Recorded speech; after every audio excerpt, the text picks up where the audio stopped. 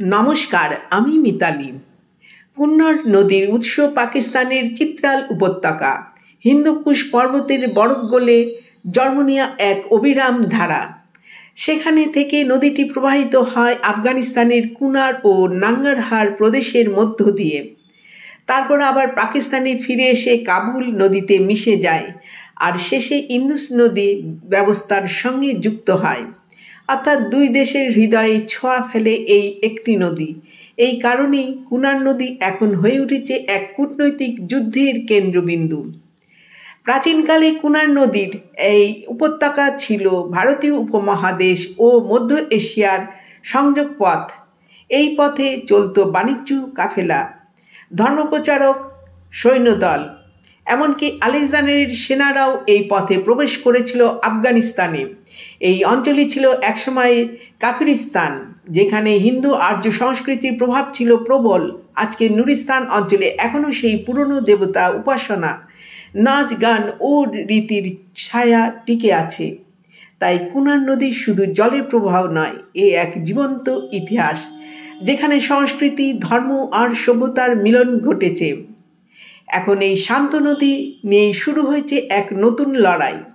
আফগানিস্তানের তালেবান সরকার ঘোষণা করেছে তারা কুনার নদীতে বৃহৎ ড্যাম নির্মাণ করবে, যাতে পাকিস্তানের দিকে প্রবাহিত জলের পরিমাণ নিয়ন্ত্রণ করা যায়।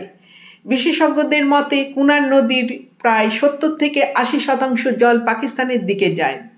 এই জল খাইবার পাখতুনখোয়া ও পাঞ্জাব প্রদেশের কৃষিক্ষেত্রে পৌঁছায়। তাই যদি আফগানিস্তান ড্যাম তৈরি করে, জলরোধ করে, তাহলে পাকিস্তানের কৃষি, খাদ্য উৎপাদন এবং পানীয় জলের সরবরাহে বড় সংকট তৈরি হতে পারে।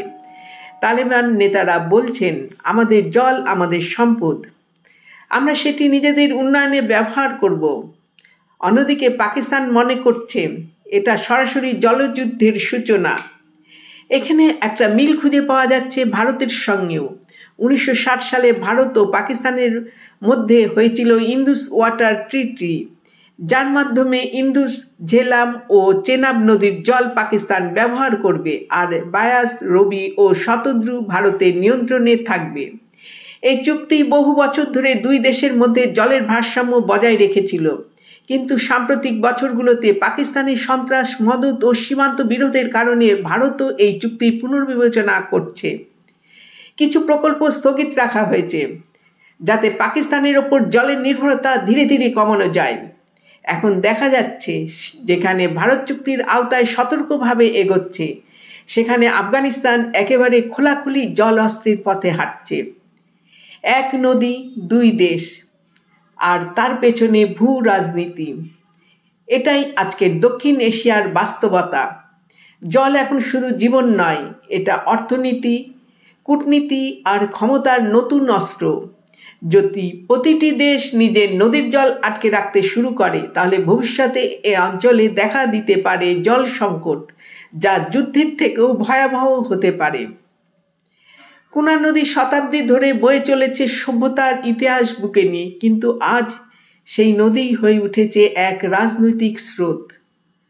নমস্কার, ভিডিওতে একটি লাইক, কমেন্ট ও সাবস্ক্রাইব করুন।